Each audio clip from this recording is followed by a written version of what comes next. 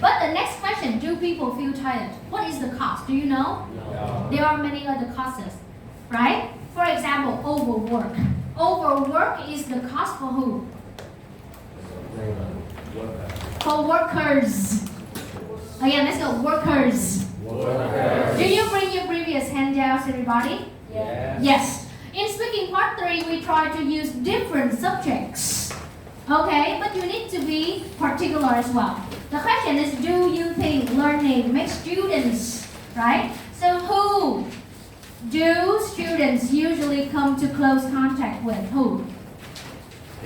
Mấy chị tụi con brainstorm là mọi người hôm nay mình sẽ tập trung brainstorm nhiều hơn ha, để mình có những lớp tư duy đặc biệt khác ha. Again, our focus is on who?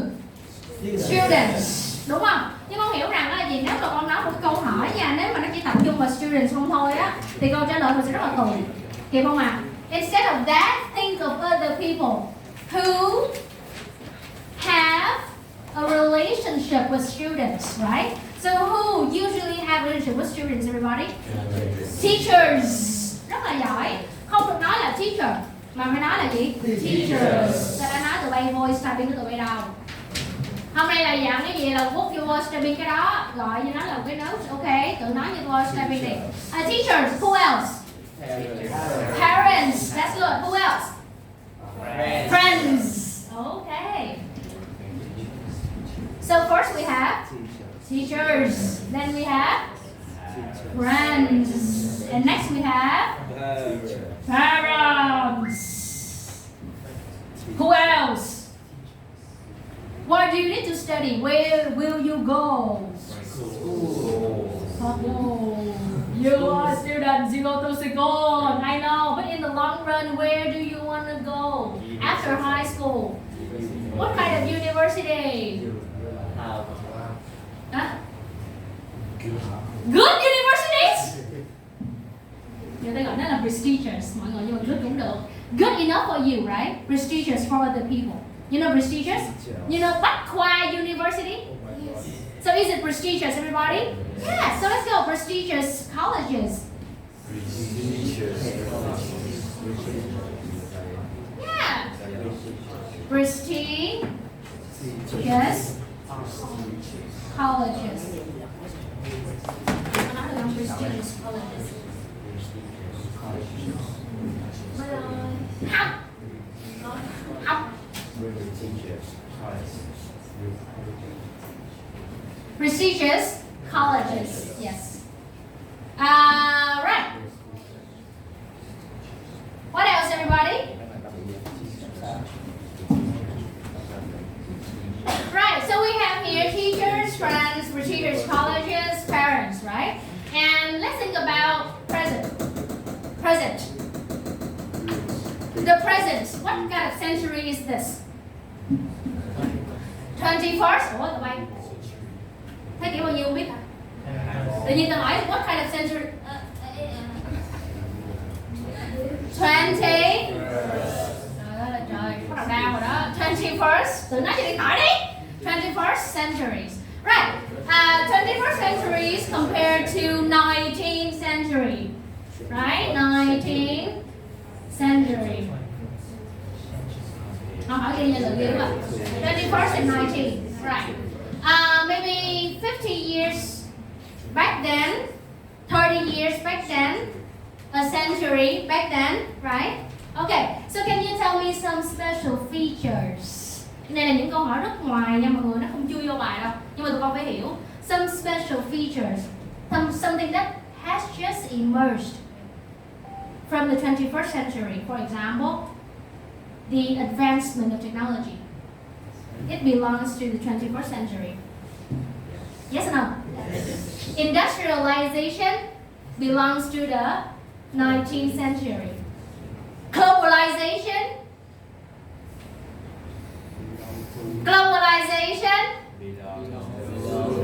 The tôi nói mẹ nó 21st là lẹ tao đi từ tới nhà nông nha. 21st century, right? So globalization. What else? Ủa, thế kỷ 21 cũng không biết nữa hả? Hả? Overpopulation. Overpopulation liên quan gì tới cái chuyện đi học cha? Learning mà. mà, đẻ nhiều hả? Thì không. Hả? Modes of transport. So traveling to school by bus makes you feel tired. Nhưng mà ở trong quá khứ người ta có đi bằng bus không? Đi bằng gì chăm ngựa hả? Tự nhiên Nguyên Đắc đi học leo ngựa. Rồi có chi giùm tao coi, thi tới nơi rồi sao bị mệt quá vậy? Right, 21st century, we have globalization. What else? The advancement of technology. What else? Smartphones. What else? Social media. My gosh. Should we talk about social media? Does social media make you feel tired? Yeah, your friend. She has a 9 in math. You have a 6 in math. Okay, your friend posted it on Facebook. You saw it. How do you feel? Peer pressure. Sorry, peer pressure. Tôi bị gì vậy? Tự nhiên tôi ngồi lặp lại là tao vậy. Gì vậy? Tự nói đi.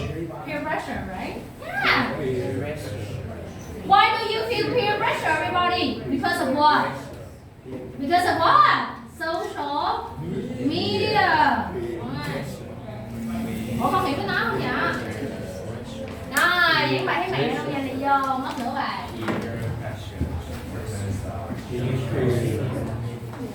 Peer pressure. Right. What else? Hey, we have technology. What else do we have? How can you search information? You use what? AI. How can you search information, everybody? What can you use to search information? Google. How can you use Google? You have phone. Mình nói về phone chưa? Thấy vô chi quá rồi, bây giờ tới tối luôn á. Mày né đâu? Là con internet. Đó, tụi con rất là tồn dụng tư duy nha, hèn chi lúc mà hỏi speaking á là không có trả lời được. The internet. So thanks to the internet, what do we have? We have access to information, right? But a huge amount of information. Okay? Large scale information? No, just various sources of information, right? Right. So how about the past? If we want to, okay, if previous generations, let's go, previous generations, let's go. Previous generations. For the previous generations, if they wanted to gain access to information, what did they do? They or we? Nhớ rằng speaking part 3 là phải như thế nào? General. Thằng nào mới nói? Tao đứng vô mặt nào? Không phải là general mà gọi là objective. Nó to lên objective. Là gì? Khách quan hay chủ quan? Nói nghe coi. Khách quan có nghĩa là mình nói về người ta hay nói về mình? Nói về chú mình hay nói về mình? Nói về người ta. Ok chưa? Cô hiểu tôi nói gì không vậy mọi người? Thì không? Nãy giờ đã tôi chịu. Đó rồi, muốn chân. Thiệt luôn á.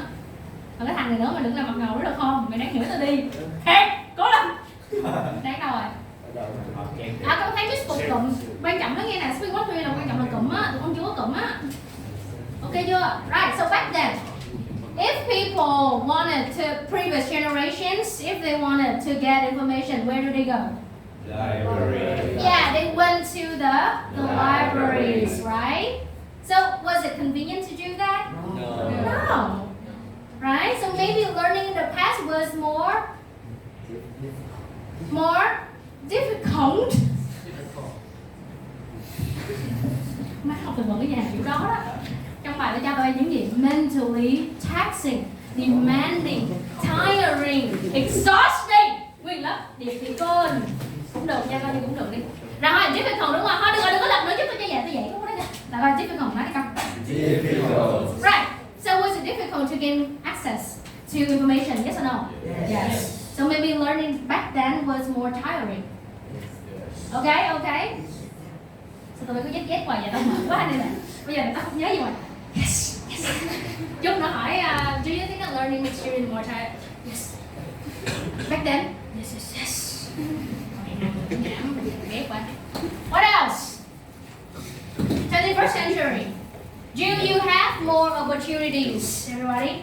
Yes. Can you learn and study abroad? Yes. Yes. Can you choose different?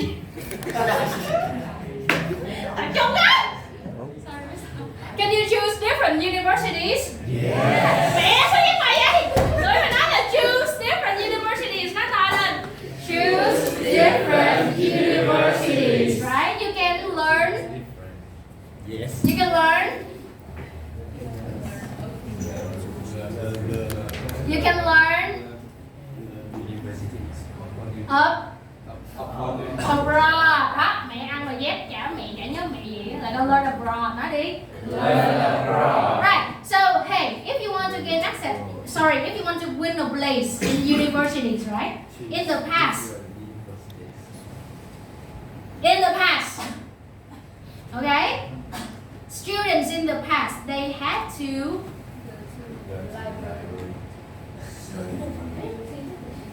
má tao đang nói là cái chuyện thi tốt nghiệp rồi tụi bay go to the libraries. Nghĩ đi. Bây giờ nè, con biết cái lớp bất lực nhất là khi nào không? Khi học sinh không có từ vựng giáo viên có. Yes sir. Để tao đọc lại cho bài tấm hình nghe rất là vivid của Miss Yến gửi. Em gửi chị lại tấm hình mà người ta ói ra á. Xong rồi tụi bay thả chuyện ra tụi bay túng á. Tụi bay đang giống vậy á. Không. Nói thử coi. Admission requirements. Mister, just take a seat with us. Yeah. Admission requirements. Okay, right. Admission requirements. Students back then had to take one test only, right? Which decide their future. Now, you guys are presented with way more opportunities or ways, whatever, right, to win a place. Having said that, you also need to deal with a lot more subjects. Ủa, đúng không? Có đánh giá năng lực nè. Có gì nữa? IELTS nè. Có gì nữa? Học bạ nè. Rồi gì nữa? Thi tốt nghiệp nè. Là bao nhiêu thứ? Nhìn mặt tụi bay đi. Gì cái nào mệt hơn? Nowadays. Ủa hiểu cái đó không vậy? Ok chưa? Rồi. Kịp không? Nào này, bây giờ vô bài nha. Mình quay vô bài nè. Rồi, trước khi mà mình vô bài nè. Right, so please look at the first sentence. We have requires more mental efforts, right? Thấy chỗ đó không? Nó lại đây requires more mental effort. Right, mental effort. Why today learning requires more mental effort? Because what? Students have to take way more exams to what? Một cụm này. Có một nơi vô đại học là gì? To win a place, to have a place in universities. Okay? Hiểu không vậy? Thì kịp với nó không? Okay, this can make. Có biết từ this không mọi người? Let's go. This. Mới hỏi nè, this là một cái công cụ như thế nào? Đó là referencing, nó thể hiện con có kiểm soát mặt ngữ pháp. Mọi người hiểu với nó không vậy? So this can make students become more mentally tired. Đó. Tự dùng từ được rồi đó. Ok, kịp không? Đó là quan điểm rất đơn giản nha, nó tự đó đi cho nó mát miệng đi nè. Let's go. Hai đứa một cặp. Không, nó không nói đi, nói với bạn mình đó. Let's go. Mr. They are discussing about did they? And a little piece on the end here, a summary. Yeah, I know, but they are talking about the question of teaching Austin to see their point of view. Okay. Yeah, like there's a graphics more than I teach. Okay, that's okay. Good. You know, speaking is about memorization.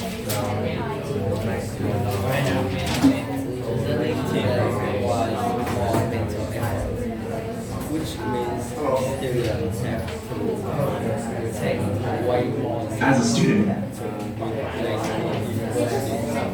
This can make the actually taxing. Yes.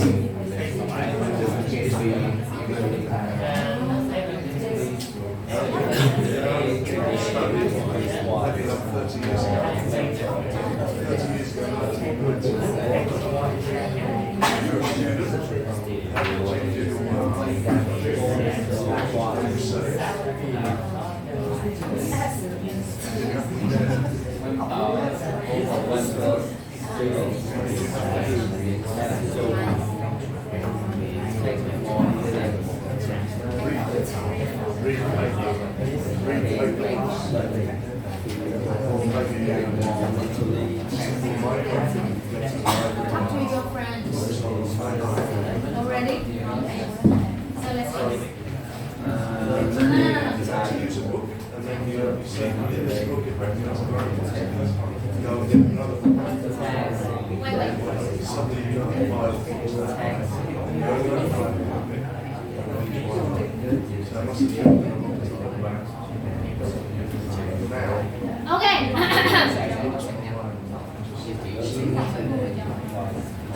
Everyone, I will not teach you guys anything. I just want to see your reports, okay? So please take the mic.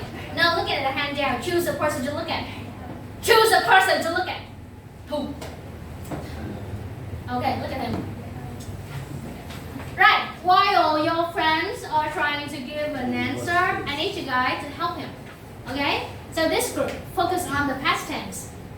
Okay? When he says something like in the past, it's your turn. Understand? Yes. Okay? Yes.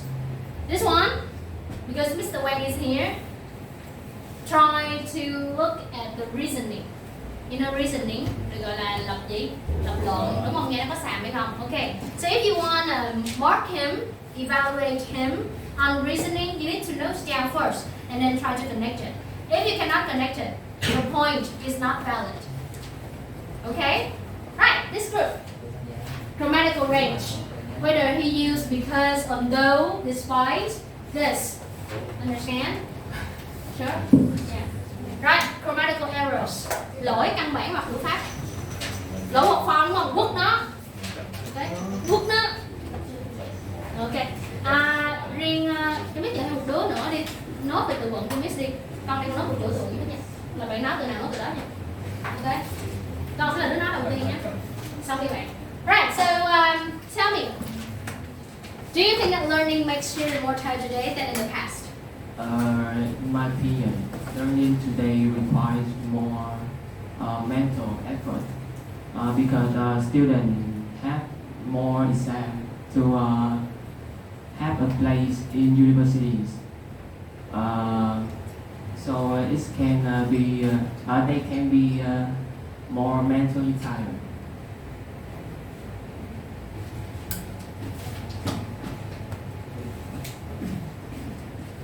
Me first. Students. More exams. More exams. Yeah. More exams. The plural now, right? Students. More exams. Okay. So this group.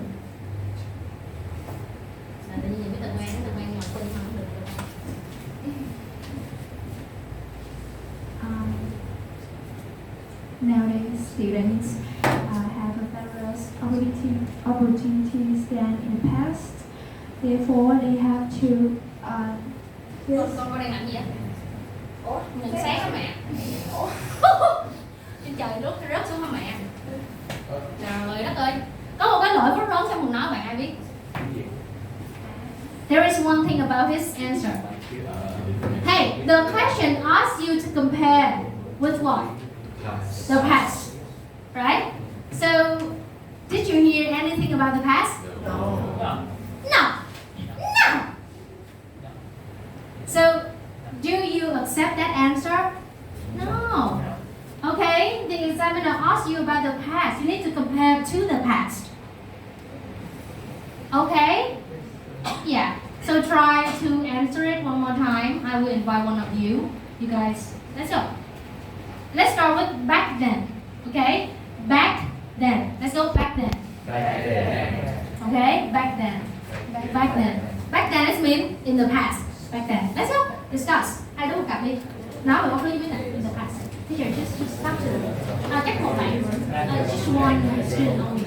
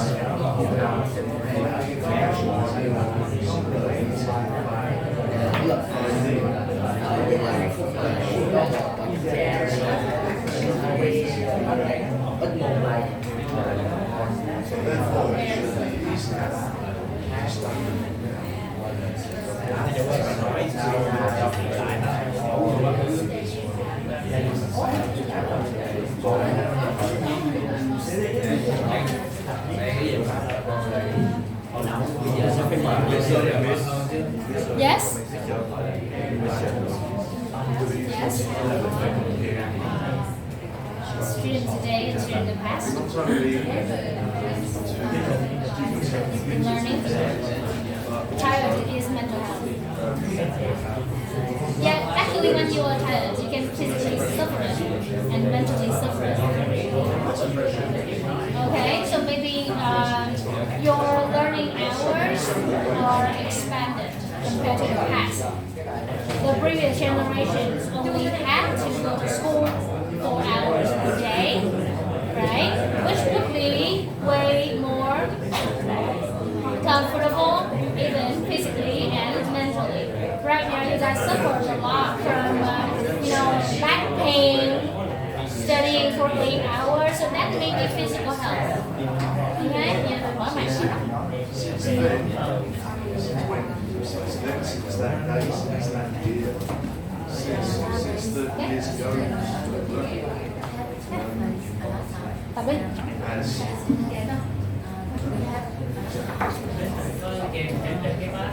due to the rising students have never access Okay. students have so much access. Okay. Em biết số là cái đi không? To research material, books, newspapers, websites. All of these are sources of research. Teacher, since Mr. Mr. Von, he is,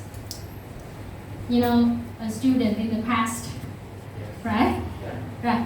So let's ask him. Sure. Why not, right? Okay, teacher, can you describe your learning journey in the past? Because, the students, they are in today, the present, they cannot imagine what was it like in the past. Yeah. So can you tell me some disadvantages or some other advantages that you had in the past as a student? Rồi, tự nghe tự nốt lại nha. Anh đi nốt nha, tao mới chào á. Okay. I took my degree in 2004. 2004. Năm em đẻ hả? Yeah, 2004. So 2004. So this was after the internet started, but the internet had not yet developed. The internet had not yet developed. So there was a lot of material available, but not as much as there is now. And searching was much harder because you didn't have good search engines. You didn't have good search engine. Sorry, mister. So Google really made a big difference when that came along. We had to go to the library. Sorry, mister. You see the team of voice typing and the team of writing. Which one do you prefer? Yeah, this is the speaking class, bitches. Use your phone. Sao mà tụi bay không thể nào mà nhớ hết được tụi bay làm cái gì trong hiện tại? Sorry, mister. So back then you had better search engine. Not as good as now. Not as good as now. Right. The search engine back then was not as good as now. So what kind of problem you faced? What problems did you face? You still had to go to the library and open books and get the bibliographies from the back of the book and look at other books. Okay. Right. You had to go to the libraries. Mm-hmm. University library. And was it tiring? Tiring? Yes. It was tiring because quite often it was open 24 hours, this library. And quite often I'd be studying like till 2 or 3 in the morning before exams. So that part of it was tiring. It was very, very slow to find anything out.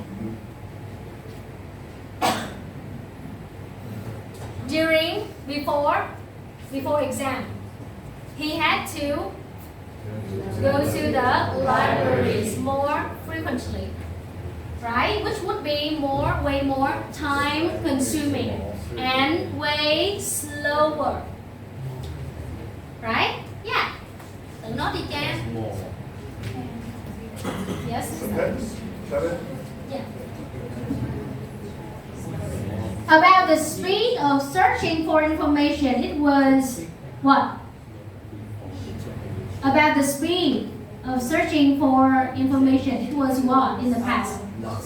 Slower and harder and more time consuming. Again, time consuming. Right. However, today, the process of looking for new information will be faster because we have internet, right? Because we have internet. However, on a negative side, if you are exposed to a huge volume of information,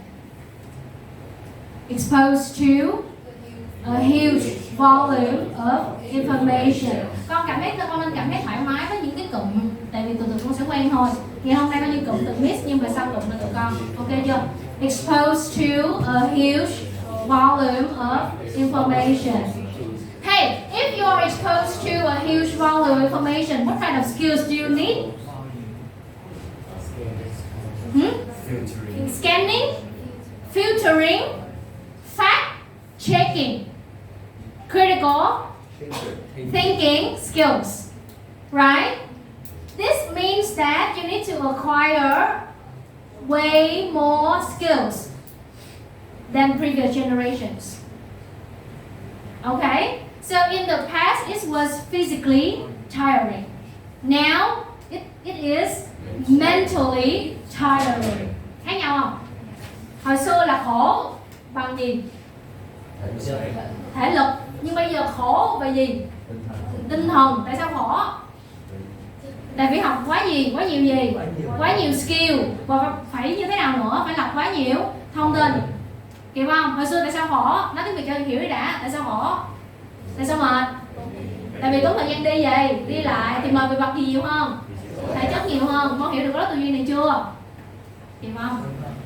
Như vậy nè, vấn đề là nếu mà con muốn nói speaking pottery trong người con đã có cụm được không? Cụm lửng ở đâu ra? Trên mạng, đâu nữa? Handout, đâu nữa? Tôi, đâu nữa?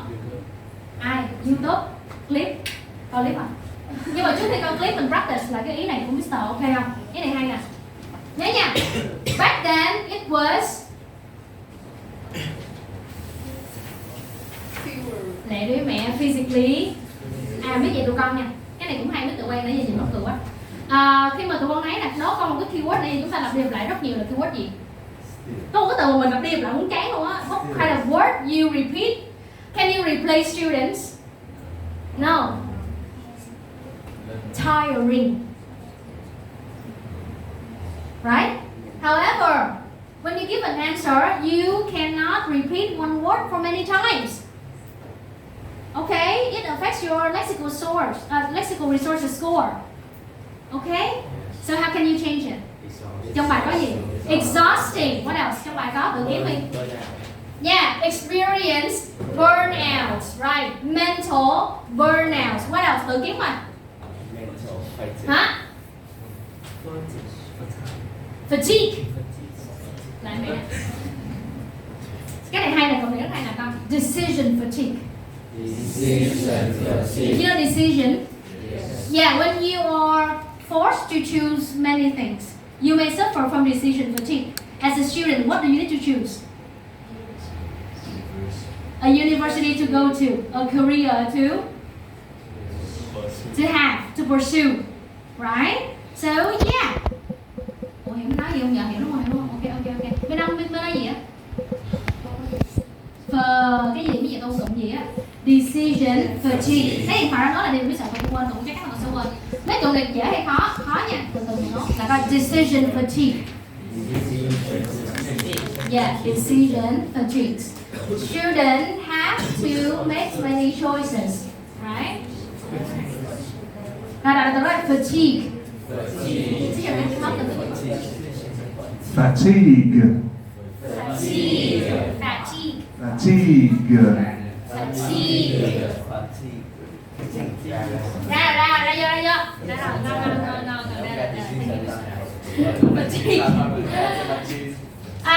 Ủa bên đây nói tới đâu rồi? Rồi từ nào nữa? Fatigue, exhausting, burnout. What else? Taxing. Nghe câu đầu tiên luôn kìa mẹ. Mentally taxing. Biết tax nghĩa là gì không? Thuế. Đóng thuế thì đóng sao? Đóng thuế thì đóng sao? Đóng thuế mệt không? Thử chống thuế đi. Không ai nghe đó nha. Đúng không? Nói chung là thuế má là đụng đụng ok. Vậy đó là mệt hay không mệt? Thì đó, taxing là mệt. Hiểu chưa? Rồi cái gì nữa? Một từ nữa. Yeah, mentally drained. Từ đó hay á. Con biết cái từ drain không mọi người? Con bé biết mẹ gì? Không chịu học từ vựng. Còn mấy đó nghe là speaking factory sẽ là down the drain đó mọi người, là kiểu đổ ra trong vô cống á. Nếu mà tụi con không có chịu học từ vựng nha, không là vô lớp. Bây giờ tụi con luôn bữa sau speaking factory là ở nhà tự đứa nào tụi đó biết xin đưa một list câu hỏi và từ vựng tụi cook, biết cook không? Cook á. Let's him cook, you cook đi. Cook cái câu từ vựng lên đây mình chỉ nghe câu và sủi với nhau thôi. Ok chứ không vậy từ vựng nha, vậy là fail hết cả buổi luôn á, không làm được gì hết. Hiểu tôi nói gì không ạ? Mr. ngáp mọi người thấy chưa? Sorry Mr. Let's go. Draining. So when you feel drained, this means that your energy goes down, it disappears. Drain nè má, drain là cái gì? Cái cống thì nước nó thì làm gì? Cống thì trôi, đúng không? Mà giống như năng lượng mình nó như thế nào? Nó cạn kiệt, nó trôi, được chưa? Gọi là gì? Drain. Vậy là gì bây giờ nè, nhưng mà phải dùng đúng nào. Learning is training and I feel trained. Learning is training, students feel trained. Hiểu không vậy? Nó là cái đó đây. Training, students feel trained. Learning is exhausting, students feel. Tự nói đi cha. Chút nữa thằng nó sẽ phát bốt mặt nè.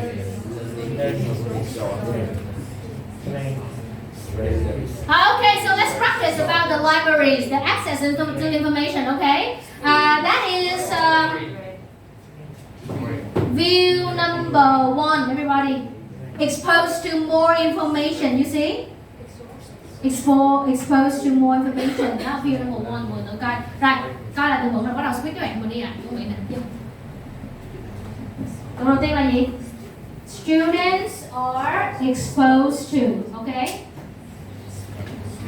Rồi, vô, hai đứa một cặp. Qua đi ạ. So now we review the questions and review the answer. Why don't you talk about the lessons and the overloading? Mr. Can you change, like, if you ask him already? Nếu mà cái tự quay với con á thì con ngồi với bạn. Hiểu không? Yes. Đúng rồi, chính xác, nhưng mà nhớ là cái bài. Right, so you've got to say. Ủa mọi người biết ngồi đang làm gì không vậy? Là vậy nè, nếu mình có một cái view đúng không? Thì mình sẽ practice lại cái view đó là ok. Cái view mình đang làm là cái gì? Tìm kiếm thông tin, ok chưa? Thì mình nói cái view đó thôi. Dẹp cái giấy vô đi con, bắt đầu nói này đừng có mà ngáp nữa, tụi bay giống như mấy heo vậy. Vô. Học cái này tụi con không chạy não, mấy không chạy đâu đâu, thua đó. Có vậy đó.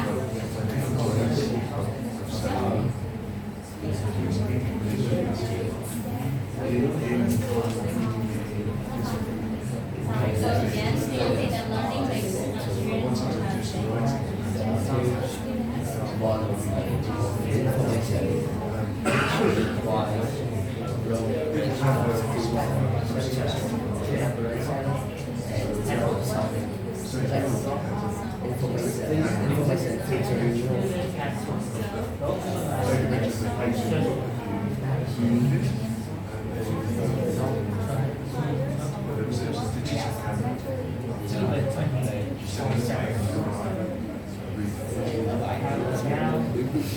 So research papers, you have to refer to research papers, other degrees, dissertations, theses, you have to refer to those. Now, that was a real scandal. So,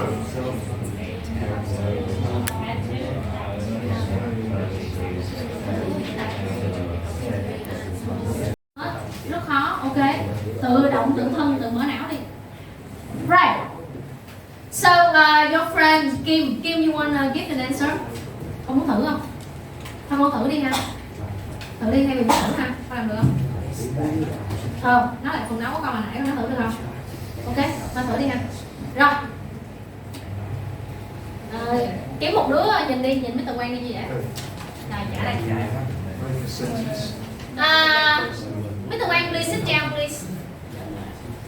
Vậy nếu mà bạn không nói á, thì thôi mình chỉ tập trung vào đọc luận của bạn mình thôi ha. Còn ngữ pháp thì để Mít Long. Một đứa nào đó hỏi đi. Thủy hỏi đi. Thủy, let's go. Câu hỏi là phải thuộc. Câu hỏi là phải thuộc, dẹp vô. Thuộc đi. Vô.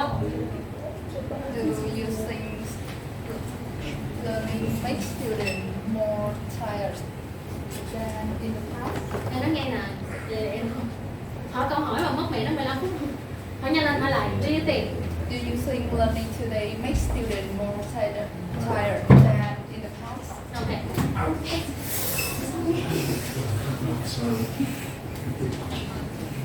Something that nowadays Không nghe được con ơi, không nghe được. Sát vô.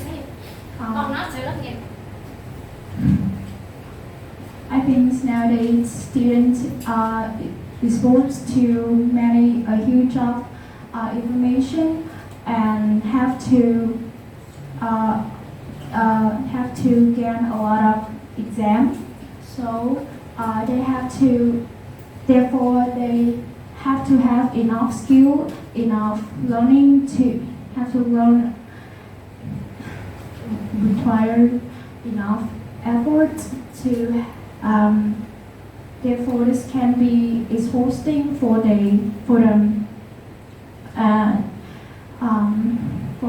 to win a place in the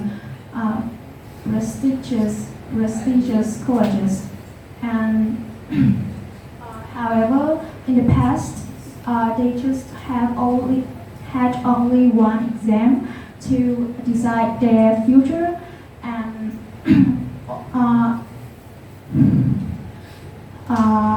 in conclusion, in the past we have some difficult, perhaps some physically taxing, but in the current time we have some mentally taxing. So I think that in current time is tired than in the past. Thôi ông vỗ tay. Câu vỗ tay là ông biết cái tâm lý là thằng tâm lý đặc biệt lắm. Được. Tâm lý phòng thi bình thường lắm. Thở đi coi.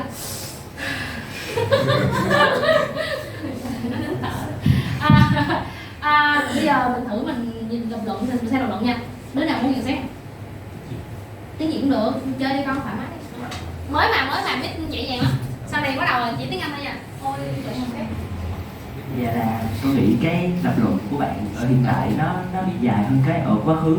Quá khứ là bạn chỉ nói có một câu là nó chỉ có một cơ hội, cái là bạn nhắc với quá khứ rồi bạn tới kết luận. Nó bị kiểu người ta sẽ không hiểu quá khứ tại sao là có một cơ hội, thì có một cơ hội nó sẽ không áp lực bằng nhiều cơ hội của hiện tại.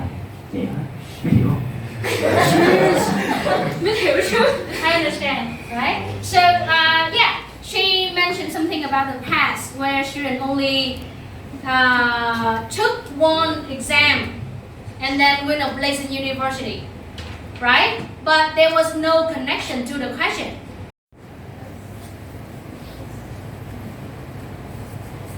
Ai trả lời giùm bạn liên quan? Thì đương nhiên là 1 thì đương nhiên là ít mệt hơn là 4 rồi, đúng không? 1 có nghĩa là sao? Fewer subjects, rất thông minh. Học đánh giá được bao nhiêu môn? Sorry Mr. I was with Vietnamese because this one is about Vietnamese culture, but just a bit. Yeah, right now we have a test that assessed the innate ability of students. Yeah. Right? Most knowledge is not included in the textbooks. Yeah. It tests your innate ability. You know innate? Innate. Không sao. I have yet. Innate.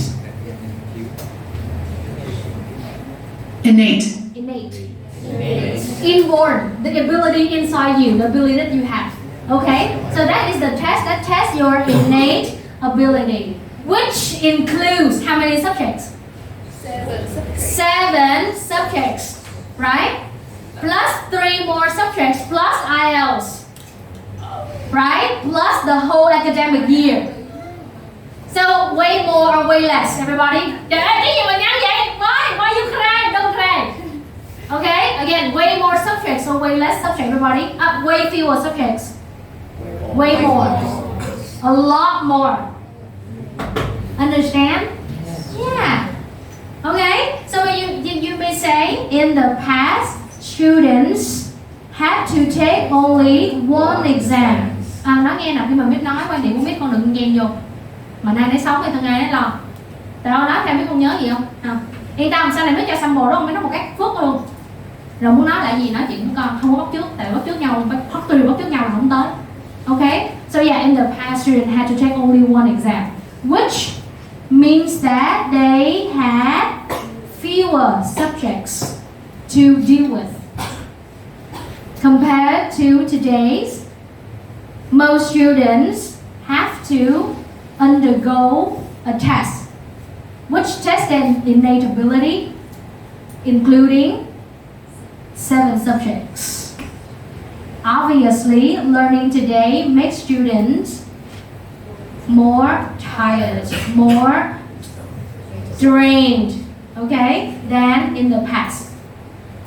They have to commit longer hours studying, okay, which may lead to exhaustion, burnout, and even depression. Nhìn mặt Long đi thấy depression không kìa đó. Mặt đó lòng luôn, học có chạy mặt. Understand? Rồi, nói lại cái quan điểm này một lần nữa cho Miss bắt đầu. Khi Miss kêu nói lại quan quan điểm á, con phải nói vô cái quan điểm này thôi, không nói quan điểm khác. Vì như biết nói nè, cái quan trọng không phải là quan điểm, quan trọng là gì? Nhiều quan điểm và lập luận. Lập luận nó quan trọng, ok, nên nói lại quan điểm này thôi, hai đứa nói một cặp, không nói chuyện điện thoại, nói với nhau á. Let's go. Mẹ á, tao cho mày nói này cho mày phải nhé.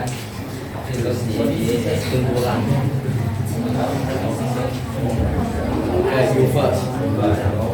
Okay, roll. Okay, roll.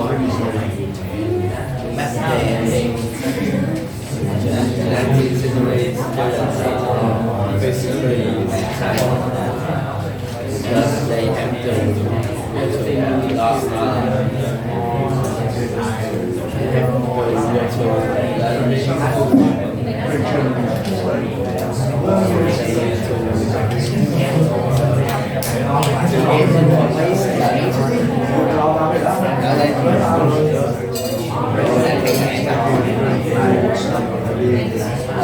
do you think that in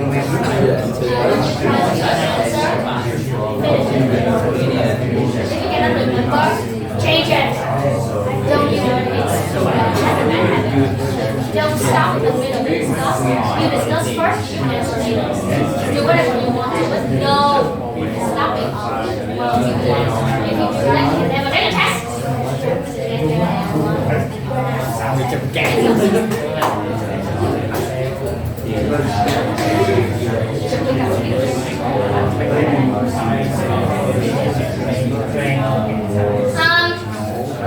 Cho biết hỏi này, trong lúc mà tụi con practice á, how many times do you practice? Con practice mấy lần với bạn là mỗi đứa một lần á? 2-3 lần. Khuyến khích là nên là 2-3 lần. Nhưng mà nếu bạn nhóm nào xong một lần á, mình có thể ra dấu ý biết được không? Bây giờ muốn ra dấu gì để cho biết biết là con đang practice xong rồi nè. Tại vì có những bạn nói gì nè. Ôm đầu. Ôm đầu hả? Gì kỳ vậy cha, tự nhiên xong nguyên lớp rồi. Thôi, cái nào vậy thôi. Gì đấy? Thôi vậy đi không? Cứ giờ vậy là biết sự không? Ôi ơi, cái thời lớn tuổi rồi. Số 1 nha. Ok, nhớ nha. Nhưng mà biết khuyến khích con là nếu còn thời gian practice thì hãy nên nói 2 đến 3 lần. Tại vì quan điểm của tụi con lõ lắm. Con đã biết điều đó. Lõ không trả được. Hồi nãy là chưa nói về ngữ pháp. Để tôi nói về ngữ pháp cho nghe. Nhưng mà trước khi tôi nói về ngữ pháp á, thôi tôi nói về ngữ pháp trước. Trả đây. Xin lỗi. Sorry. Vấn đề là liền quá nhiều loại ngữ pháp để sửa. Hiểu không? Nhưng mà mấy cái này không phải rèn, không phải tập rèn. Bây giờ ngữ pháp không có thì lập luận cỡ nào quan điểm nó cũng vỡ. Nghe nó cứ sợ lơ. Ví dụ câu số 1.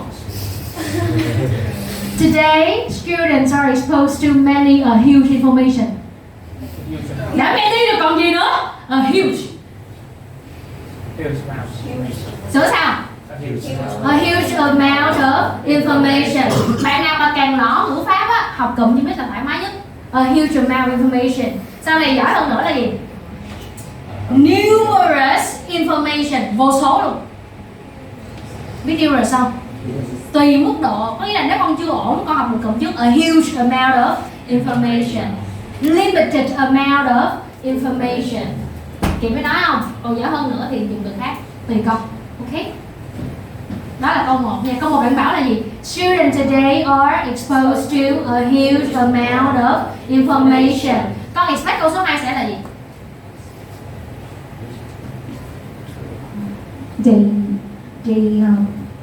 They have many exams to. Tao hỏi mày expect cái gì mày cho bạn nói vậy? Ủa? Là sao cha? Đúng không? Nhưng mà hai câu đó có vấn đề không? Câu 1 là gì? Students are exposed to a huge amount of information. Câu 2, they have more exam to take. Hai câu đó là gì? Là cộng thêm, là bổ sung. Chọn đi. Là cộng thêm hay là bổ sung? Nói. Cộng thêm. Liên quan với nhau không?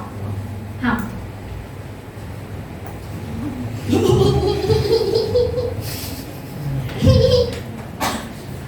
Mister, if you're exposed to a huge amount of information, like how would you feel? What kind of things would you do? Well, use a search term. And you search. Search term. But how can you search and you don't have the critical thinking skills to judge whether the information is correct or not? It depends how the information is presented to you. So you can say the internet is a large amount of information, but what do you want from it? Okay. So hey, the internet presents you a huge amount of information. You need to know what you want, right? Students need to know where to search and what information is reliable. Okay? But if you want to know it, you need to equip yourself. Equip yourself. Equip themselves. Tụi bay nói về ai? Students nói chung đúng không? Là con equip themselves with what? High order thinking skills. For example, critical thinking, problem solving. Nếu không biết vấn đề của mình là gì thì đi giải được không? Thì có expose quá nhiều information có mệt hơn không? Ủa kịp không vậy? Nhưng mà tụi em có dùng Google để search mấy cái câu hỏi liên quan tới toán không ta? Ý là học toán không biết đáp án thì lên Google search. Có không? Vậy đối với con thì nhiều khi mạng á, nó cho con nhiều thông tin như vậy là tiện hơn hay không tiện hơn? Thì con hay nói về cái cạnh tiện hơn. Ủa hiểu với nó không vậy? Tùy mọi người ha, quan điểm thôi. Nhưng mà hai câu đó là không liên quan tới nhau. Rồi nghe tiếp nè. Nói chung tao mệt lắm. Hồi nãy các bạn dùng từ requires. Đọc với con requires. Đây là một mấu chốt cực kỳ hay trong IELTS nè, ngồi im đi. Những người có logic á, như Miss với Từ Quang á, hoặc là một số bạn khác á, chữ require là cái không có gì để nói á. Nhưng mà có một số bạn á, khi gặp một cái động từ á, con không biết chủ ngữ đi chung với nó là gì. What? The subject that goes with that verb. If you say student requires, is it correct? No. Right? So what requires who? Learning requires who? Students. Câu đó nghe vô nghĩa quá à. Learning, having to learn with many subjects requires more mental efforts from students, more time from students. Đừng hỏi chút mới đi, vậy hỏi lại nữa nha. What requires what? Learning nói chung nghe khó hiểu đúng không? Nhưng mà learning too many subjects thì nghe dễ hiểu hơn hẳn, tùy quan điểm mọi người. Ủa kịp tôi nói vậy không vậy? Vậy nếu tôi dùng chung ngữ là they requires, thì tôi biết đây là ai không? Không, câu đó vô nghĩa. Kịp không? Ok chưa? Nói lại cái lỗi đó nha. Rồi. Nãy giờ chưa nói về ý library. Let's go. Rồi mọi người, ai muốn chấm quá khứ đơn này giơ tay. Past tense. Em luôn. Past tense. Ok, nhóm này.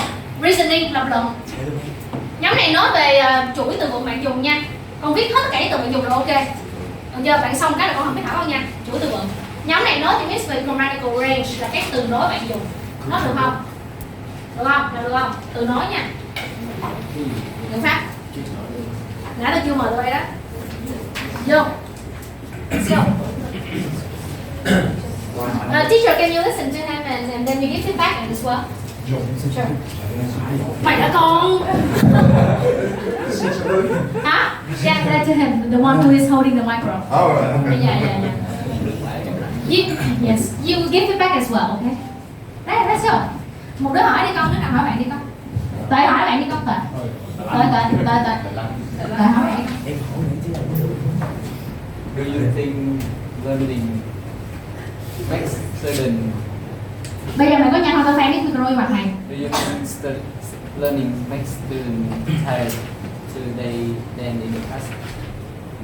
I think that the previous student generations, they didn't have good search engines to find what they need. So therefore, they had to go to the library more frequently, which made them more physically tired. In contrast, with the widening of internet today, the nowadays students can find a large volume of information in the internet for their studies. Besides the advantage things, we have to talk about the negative things too.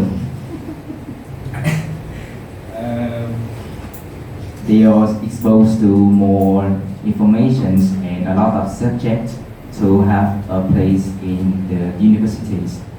This can make them feel more mentally taxing. So I think that learning today is way more tired, exhausting than in the past.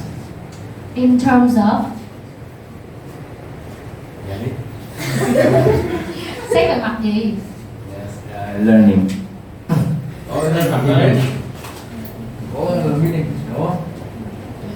Yeah, Mister.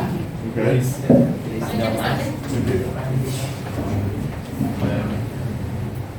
Can you give it back? Feedback, yeah. Well, you spoke very fluently there, and you spoke for quite a long time, about a minute. What you said was that today is much more demanding and more taxing on students' energy than it used to be in the past. Okay. I would just say that today it's easier to find things out and to summarise things and paraphrase things, etc., than it was, 30 years ago or 20 years ago even. So, yeah. Today it is easier for students. In some ways, yes, but in other ways, because they have to do so many more modules, so many more subjects, then that is harder. So it's a balance. It's a balance there. Okay. Thank you, Mr. Tất cả những cụm mà bạn đã dùng, bắt đầu đi con. Lắng nghe nha mọi người, mấy buổi nghe nhiều lắm. Dạ là con. English, please. My friends have a lot of the collocation, like a large volume of information. A large volume. A large volume of information. Information. Cái lỗi đó. Information or informations. And I was. Information is uncountable. Oh my god. So informations. Mắc cười lắm. Lúc nào tao dạy tụi bay á, tao kêu tụi bay đó là hãy đặt S ở những danh từ nói chung đúng không? Tụi bay không có nói teacher, tụi bay không nói teachers, tụi bay nói gì? Teacher. Cái tao kêu là gì? Thôi teachers đi. Cái bắt đầu vậy là teachers, generations, chứ tụi bay informations, waters, wines.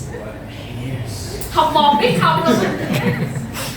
Phải biết phân biệt khi nào thêm S nha mọi người, khi nào thêm S. Khi danh từ đếm gì? Đếm được. Thật ra là vậy nè, con thêm S đa số danh từ chỉ người á. Workers, employers, của nó đi cha.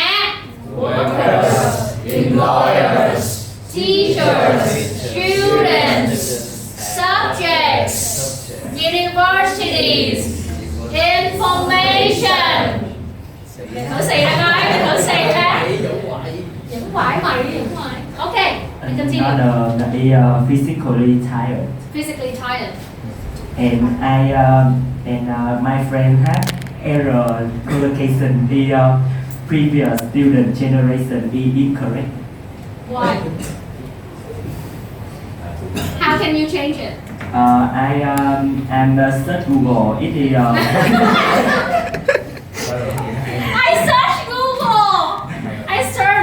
I searched Google. The correct collocation is previous generation student. Student xuống mình trước. Nhưng mà cái nhóm này thực ra nó cụm chưa đúng image, nó cụm là nó hết. Hiểu không? Là không nói là nó thuộc bằng lại điều nó luôn. Để cái nhóm độc luận nó chỉnh lại nó dễ. Hiểu không? Lời ngữ pháp. Này lên cầm với con, muốn thời gian con thấy được lời ngữ pháp nào không? No hả? Không có for lý ngữ pháp. Chịu. For lý ngữ pháp không? Không có lời ngữ pháp.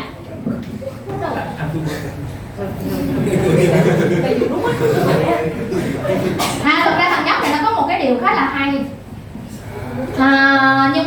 xin lỗi là đầu giờ đô nó không có direct lắm, là con không có khẳng định là thằng nào mà thân thằng nào, hiểu không?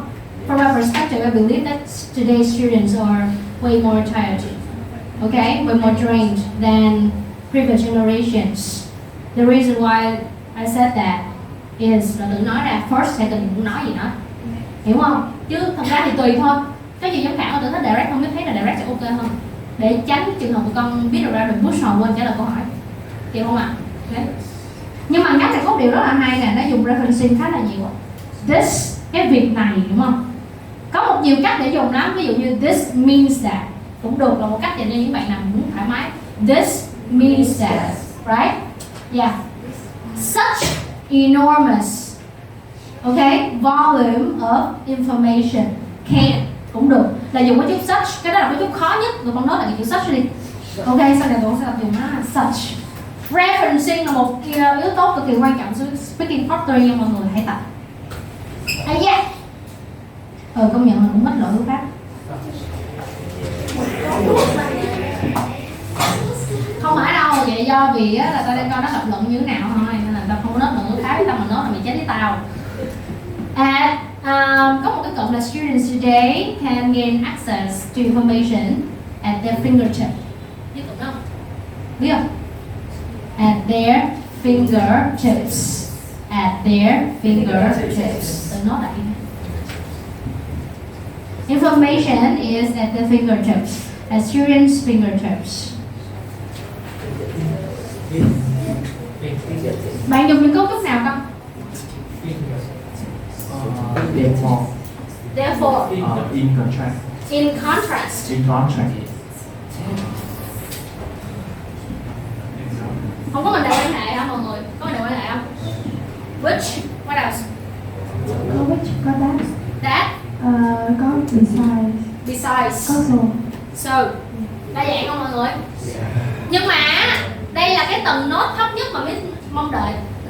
Tại vì nếu không muốn nốt về grammatical range mọi người nghe nè, nốt về grammatical range là phải nốt về cái từ nó dùng đúng hay không cái quan trọng, chứ không phải là phục cái từ đó là hay, hiểu không vậy?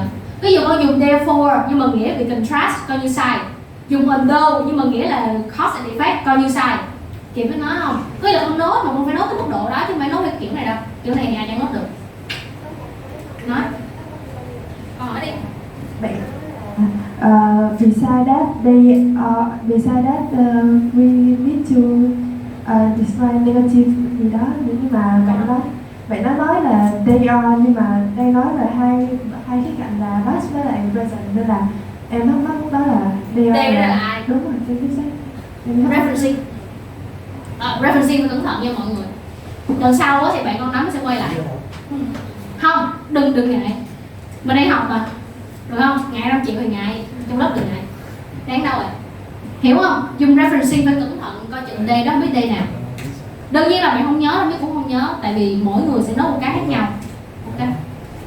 Nhưng mà ok hay. Cái ý thức được xong rồi thì sao đó. Có một cái như thế này nè. Cái câu gì mà nãy người ta nghe ta tưởng chết cái câu gì đó. Gì there are many gì? Many advantages, so we have to talk about the negative things. So how can you change this? Despite benefits. Okay, despite all the benefits. Students may also, today's student may also face challenges as well. Face challenges as well. Or there are still challenges that students have to face. Okay, tự nói lại đi cha. Tụi con cứ vậy. Biết không bao giờ vậy lại những cụm này đâu nha, nhưng cụm tụi con phải tự nói cho nó dày lên. Okay. Students are still presented with other problems. Students are still presented with other problems. Use voice typing. Presented.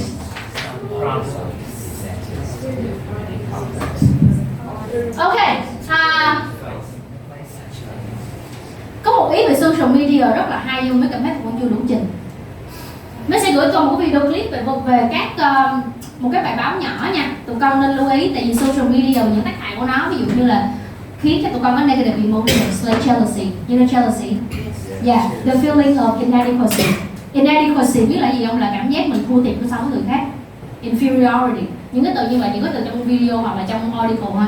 Hoặc là gì social media shows the highlight reels of people's life, which is meticulously moderated.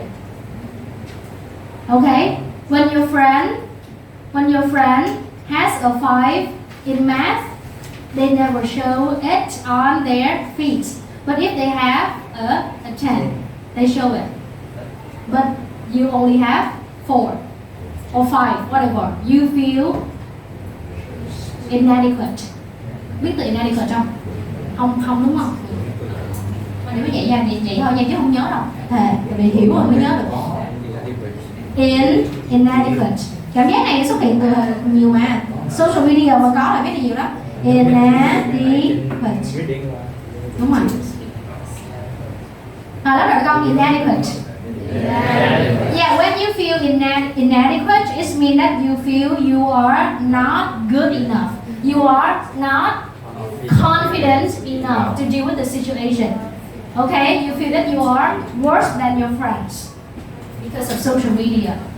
Được không? Cái tác hại đó tụi con tự nắm, nhưng tụi nắm hôm nay chắc không đi được cái đó rồi. Thôi, nói về long studying hours đi. Có biết tụi quân vậy tụi con về long working hours chưa?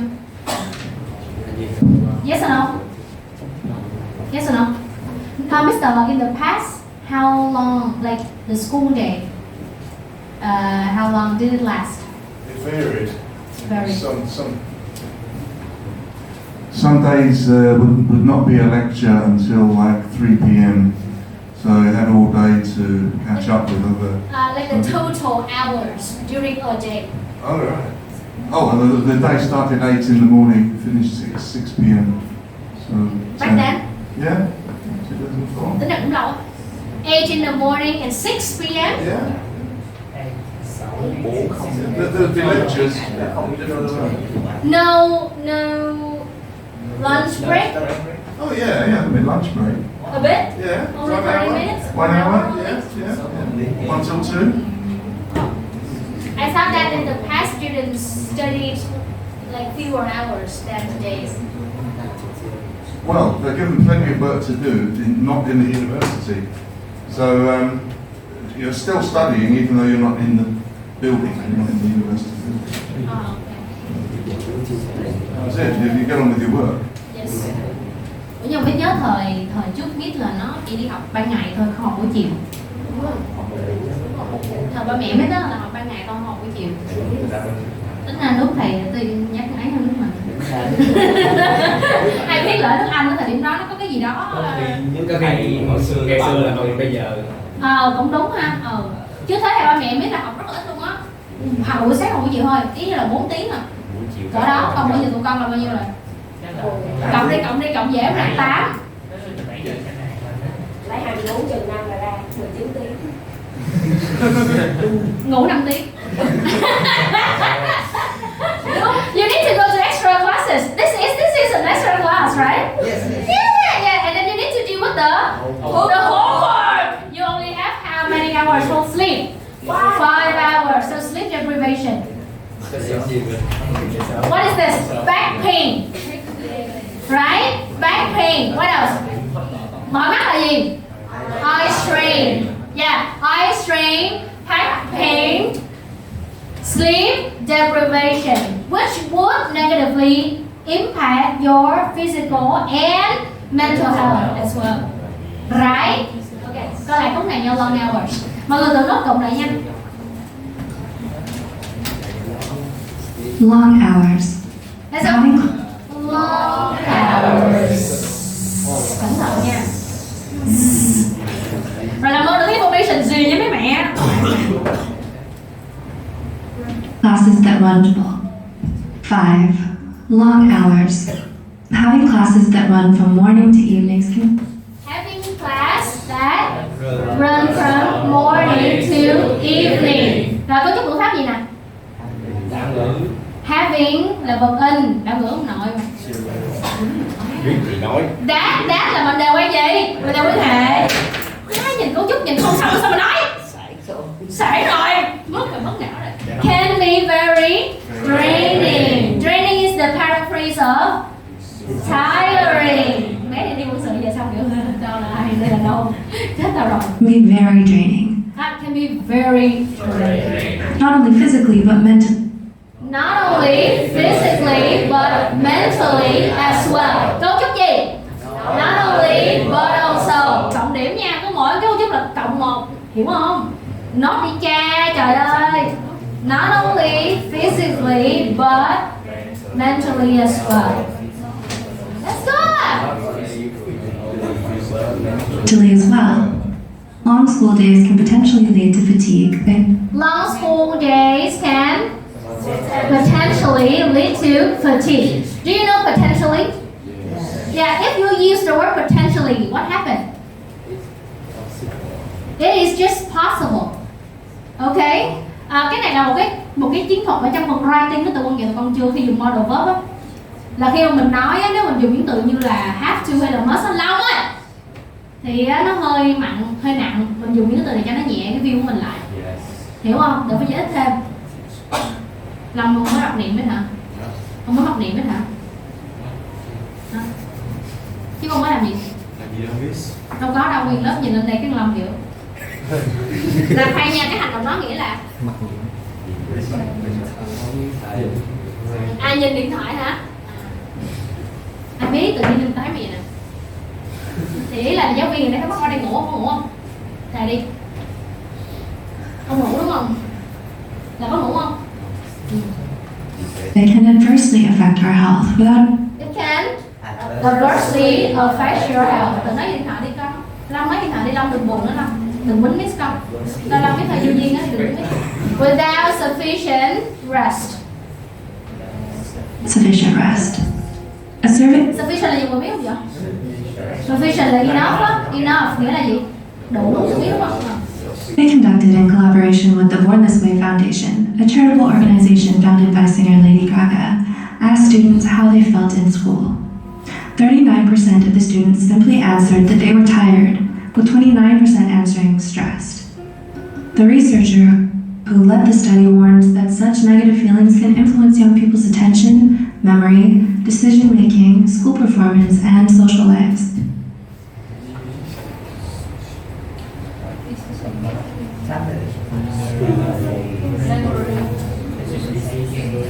Decision making, school performance. Cái này trên đây thì thấy hả?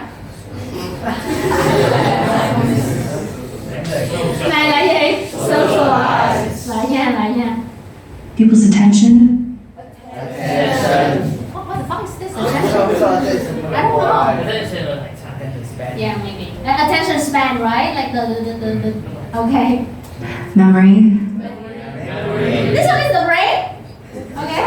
Decision making, school performance, and social life. Okay. Bây giờ học lại mấy cụm này nha, mấy cụm này vô đầu không nha. Okay, Long đau lưng không? Cố lên.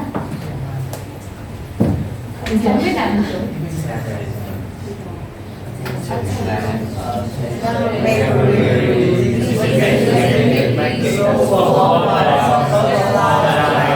Đó là gì hả đi cha? Negatively affect.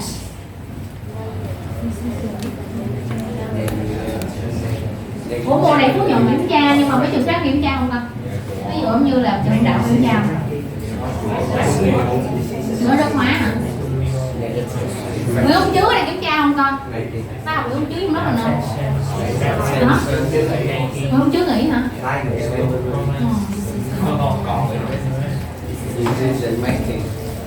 Rồi, ok chưa?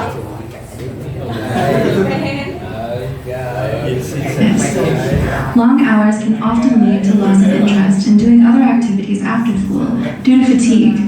Being tired or sleepy also may. Student còn phải làm gì nữa? Doing other activities after school. Particularly in Asian countries, students have to go to extra classes as well, right? Okay. Doing other activities after school due to fatigue. Rồi từ này coi. Fatigue Feeling tired or sleepy also makes us more emotional. makes them more emotional, đúng không? Các bạn mệt quá các bạn sẽ dễ bị emotion lên. Ok, ok, rồi mình nói là những cụm này với bạn mình đi ạ.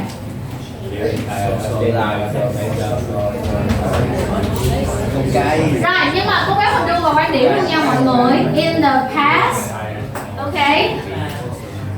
Tự nói đi mọi người. Đau lưng nữa rồi. Đau lưng là gì? Nói lại mới nghe lần nữa coi. Tiếp là gì? Backhand. Mỏi mắt là gì? Migraine. Thiếu ngủ là gì? Sleep deprivation. Đúng rồi, nói là từ đó là con sleep deprivation. Sleep deprivation. Ok.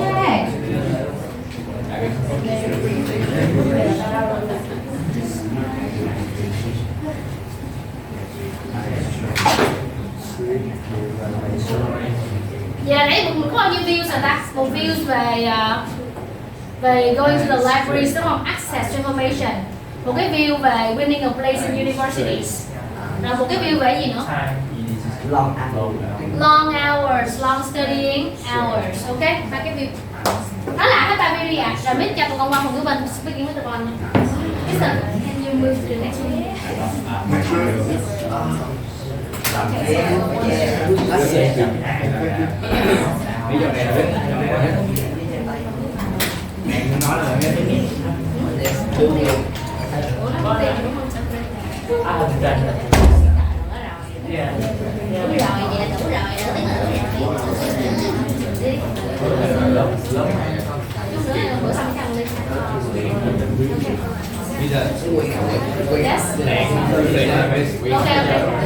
Dạ muốn đi đâu? Không muốn đi về.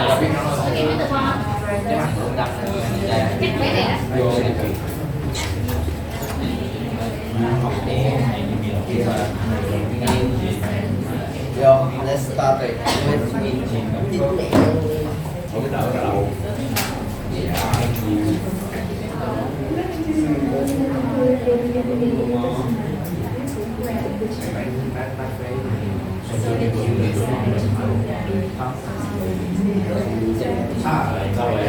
Thôi muốn ai biết đâu cắt lên được không biết đâu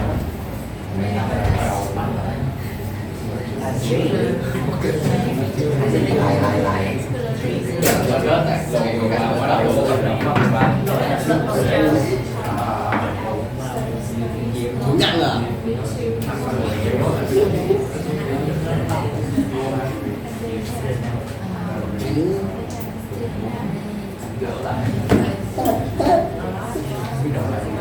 cũng sợ đâu mày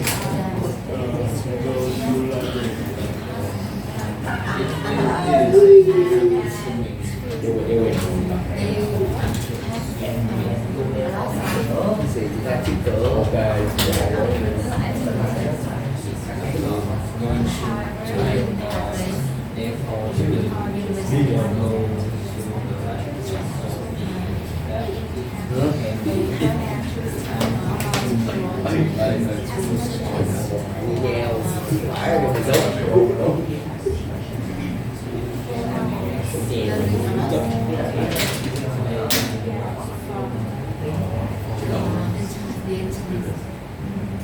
lại đặt đổ mày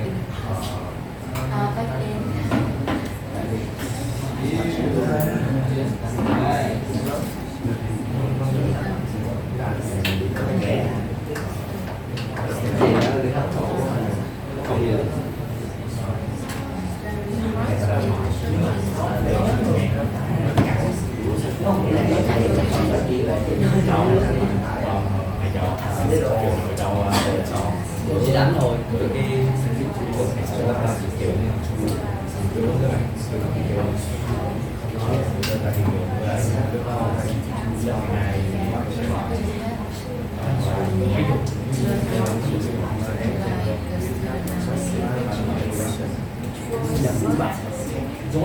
sự tạo ra sự độc bản này không biết chúng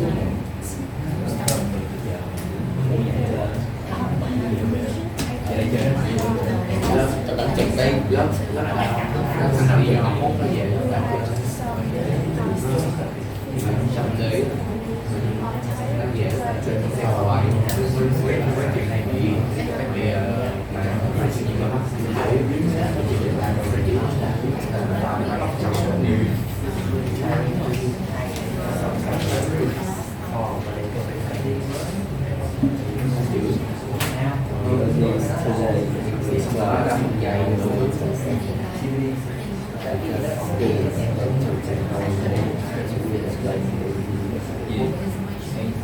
trên sẽ được một người xài một tàu một đi đi